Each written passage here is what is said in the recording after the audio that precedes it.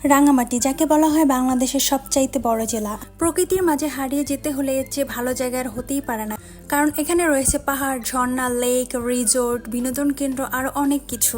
রাঙামাটি জেলা অসাধারণ সৌন্দর্যের জন্য তো বিখ্যাতই, তার সাথে রয়েছে পাহাড়ি জীবনযাত্রা থেকে শুরু করে সমস্ত রূপের সৌন্দর্য যেন এক জায়গায় পেয়ে যাবেন। তাই রাঙামাটি নিয়ে সবার আগ্রহের কমতি নেই।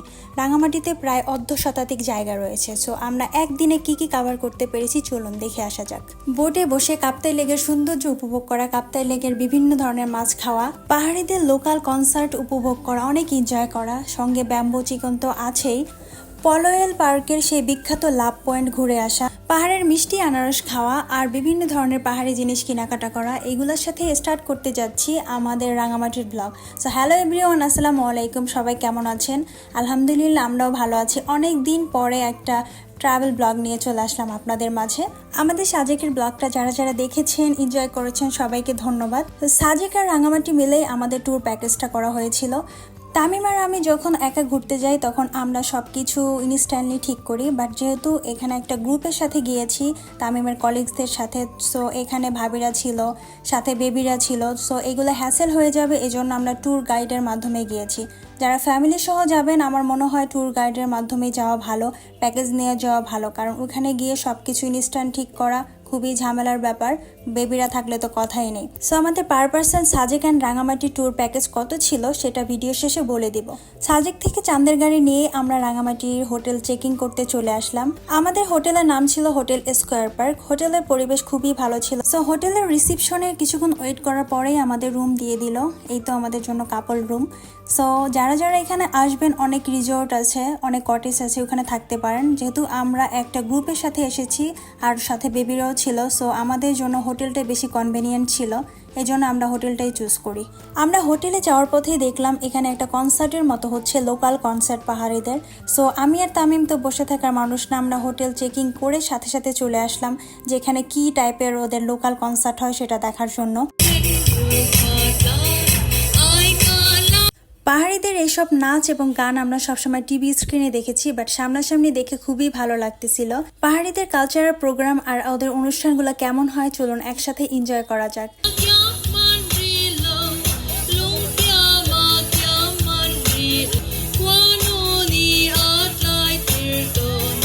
পাহাড়ি গানের সাথে নাচ চলতেছিল, সাথে সাথে আবার একজন করে সিঙ্গারও আসতেছিল গান গাওয়ার জন্য, পাহাড়ের বিভিন্ন ধরনের গান। আর সাইডে দেখলাম একটা মেলার মতো বসেছে, চলুন ওদের পাহাড়ে বিভিন্ন সংস্কৃতির যে জিনিসগুলো আছে সবগুলো দেখে আসা যাক। এখানে বিভিন্ন ধরনের স্টল ছিল, বিভিন্ন স্টলে বিভিন্ন ধরনের জিনিস ছিল।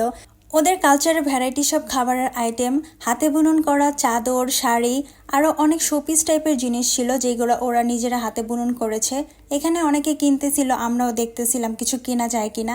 এই দেখেন কত কালারফুল জিনিস ওরা হাতে বুনন করে বিক্রি করছে।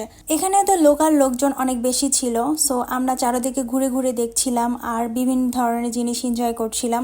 এগুলো ঘোরাঘুরি করে দেখার পরে ভাবলাম যে আবার স্টেজ শোগুলো একটু দেখা যাক, স্টেজ পারফরমেন্সগুলো একটু দেখা যাক, চলুন একসাথে দেখি। ডান্স পারফরমেন্স চলাকালীন সময় একজন অ্যানাউন্স করতেছিল ওদের যে প্রধান শিল্পী উনি এখন স্টেজে উঠবেন আর গান করবেন, চলেন একসাথে উপভোগ করি। এই পাশে কি অবস্থা হইয়া না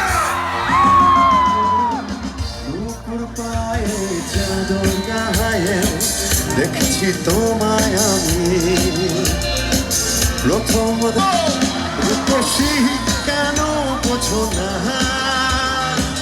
তোমায় আমি ভালোবাসি সে কি জানো না, তোমাদের ভালোবাসি কেন বোঝো না। Love you. বিশ্ব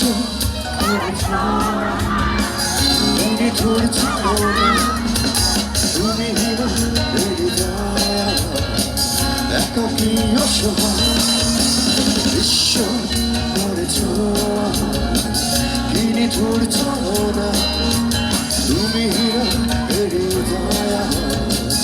একাকি অসহায়,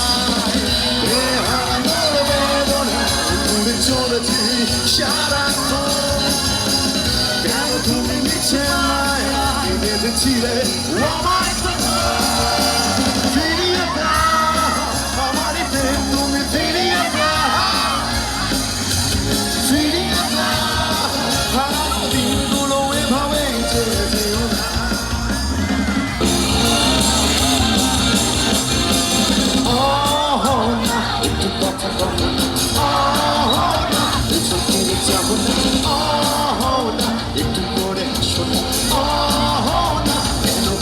বুঝছো না নতুন দেখাতেই আমি প্রেমে পড়েছি তোমার তুই চোখে আন্ধা দেখি ঘুম আসে না আমার রাত্রিবেলা শুয়ে শুয়ে শুধু ভাবি তোমায় কিভাবে পাবো আমি তোমার চোখে। অনেকক্ষণ কালচারাল প্রোগ্রাম এনজয় করে আমরা চলে আসলাম বনরূপা বাজারে। এই সে বনরূপা বাজার যেখানে পাহাড়ে অনেক ধরনের জিনিস দেখা যায়। অনেক বেশি ভিডিও করতে পারি নাই কারণ হঠাৎ করে আমাদের কল আসে যে আমাদের ডিনার করতে হবে। এই সে অন্নপূর্ণা রেস্তোরাঁ যেখানে আমরা এখন ডিনার করব। সো আমাদের ডিনারে ছিল কাপ্তাই লেকের বোয়াল মাছ। এটা নাকি কাপ্তাই লেকের মাছ ছিল, জানি না সত্যি মিথ্যা। ছোট একটা মাছ একদম ডিপ ফ্রাই করে দিয়েছিল, সাথে ছিল মুরগি, ডাল, শুটকি ভুনা ইত্যাদি।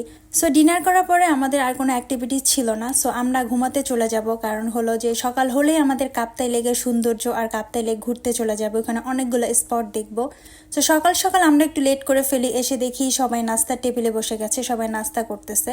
নাস্তা শেষ করতেই আমাদের ট্যুর গাইড বললো যে আমাদের জন্য যে বোটটা নেওয়া হয়েছিল ওই বোটটা চলে এসেছে। সো আমরাও চলে গেলাম বোটের দিকে। এই যে এই বোট যেটার মধ্যে আজকে আমরা সারাদিন ঘুরে বেড়াবো, একটা বোটের ভিতরে পানির উপরে সারাদিন থাকবো, এটা ভেবেই অনেক ভালো লাগতেছিল, অনেক এক্সাইটমেন্ট হচ্ছিল।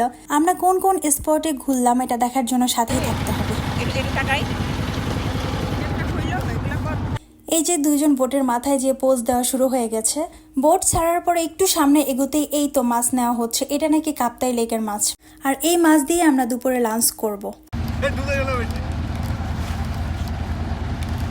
কিছুক্ষণ যাওয়ার পরে আমরা এই রেস্টুরেন্টে এসে থামলাম। এখানে আমরা মাছগুলো দিয়ে যাব আর দুপুরে খাবারের অর্ডারটা দিয়ে যাব।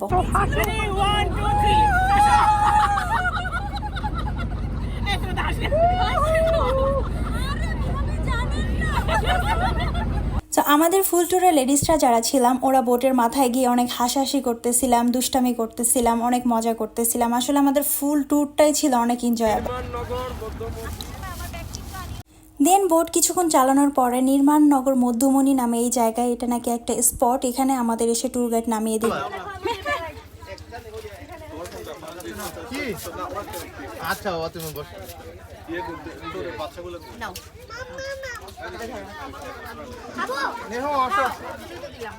সো এখানে এসে আমরা পাহাড়ি আনারস খেলাম, আর এখানে অনেক পাহাড়িদের হাতে বুনন করা জিনিস আছে। আর এই যে দেখেন আমাদের ট্যুরে অনেকগুলো বেবি ছিল, তার মধ্যে এই একজন।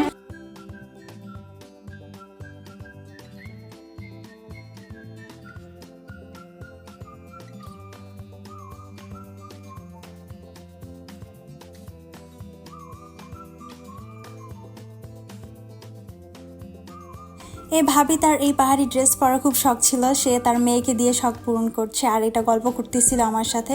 আসলে আমাদের ট্যুরের প্রত্যেকটা মানুষ এত বেশি মিশুক ছিল। ওখান থেকে ঘোরাঘুরি শেষ করে আমরা আবার সবাই বোটে এসে বসে গেলাম। এখন আমরা যাব অন্য একটা স্পটে। এতগুলো মানুষ এক জায়গায় থাকলেই ভালো লাগে, আসলে সেটা যেখানেই হোক না কেন। সো আমরা সবাই অনেক মজা করতেছিলাম, এনজয় করতেছিলাম। তারপরে কিছুক্ষণ পরে আমাদের এই তো ট্যুর গাইড বললো এইটাই সেই শুভলং ঝর্ণা। সো ঝর্ণা দেখার জন্য আমরা খুব আগ্রহ নিয়ে সবাই বোট থেকে নামলাম, বাট দুর্ভাগ্যক্রমে আমরা ঝর্ণা পাইনি। ঝর্ণা না দেখতে পেয়ে হতাশ হয়ে আমরা চলে আসলাম আমাদের দুপুরে খাওয়ার জন্য। আমরা যে রেস্টুরেন্টটার দুপুরের খাবারের আয়োজন করতে রেখে গিয়েছিলাম ওইখানে আমরা চলে আসলাম আবার বোট দিয়ে। সো এখানে এসে দেখি এত সুন্দর পরিবেশ, দোলনা ঝুলতেছে, এখানে যে যার মতো মজা করতেছে, আমিও দোলনায় দুলতেছিলাম। অনেক ভালো লাগতেছিল, চারিদিকে বাতাস আর কাপ্তাই লেকে চারিদিকে লেক আর মাঝখানে এই রেস্টুরেন্ট। ইতিমধ্যে আমাদের খাবার রেডি হয়ে গিয়েছিল।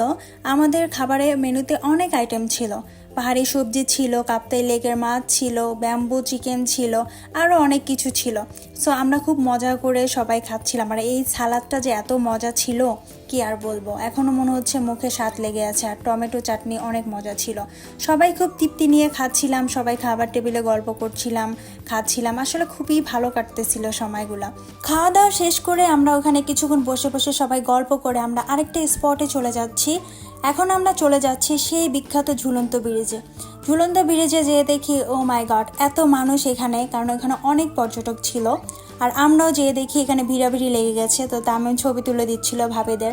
আর চারোদিকটা দেখে এত সুন্দর লাগতেছিল, চোখ সরতেছিল না আর কি। চারোদিকটা নদীর ভিতরে বিভিন্ন ধরনের জিনিস বিক্রি করতেছিল ওরা।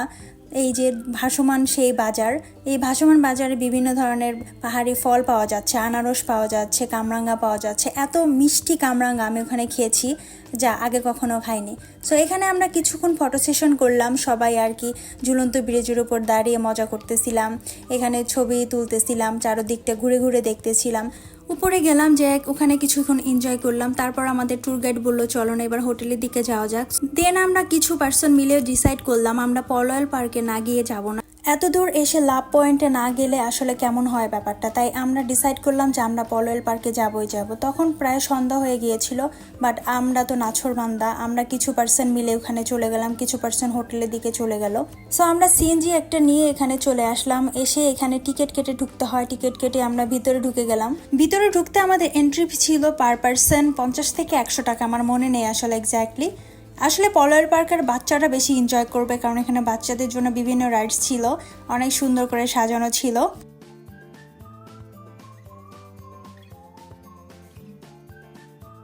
এই জায়গাটা আমার খুবই পছন্দ হয়েছিল। কলসি নিয়ে দাঁড়িয়ে আছে, কলসি থেকে পানি পড়তেছে, আর এই জায়গাটা অনেক অসাধারণ ছিল। একদম একটা কুমড়া আকৃতি করে এখানে ভিতরে চা বিক্রি করছে। আমি এই জায়গাটা দেখে খুবই মজা পেয়েছি, আর চারিদিকে আমি ঘুরে ঘুরে দেখছিলাম এখানে চা, ফুচকা এগুলো পাওয়া যায়।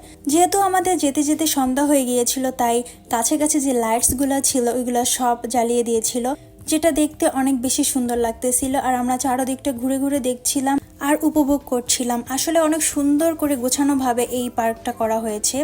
আর এখন আমরা যাব সেই বিখ্যাত সেই লাভ পয়েন্টের দিকে। আসলে এটা একটা কাহিনী নিয়ে করা।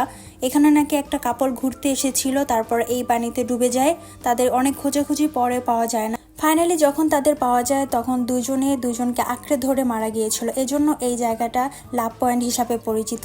আর এখানে অনেকে তালা কিনে তালাবদ্ধভাবে রেখে যায়, বাট আমরা এটা করিনি। তারপর পাশে যেতে দেখি লেকের মধ্যে এক রাস্তার মতো করে দিয়েছে, দুই পাশে ল্যাম্প লাইটগুলো জ্বলতেছিল বিভিন্ন কালারফুল, আর দেখতে খুবই ভালো লাগতেছিল। আর এখান থেকে কাপ্তাই লেক আশেপাশে দেখছিলাম। আর এখানে অনেক রিসোর্ট আছে, এখানে চাইলে আপনারা থাকতে পারেন।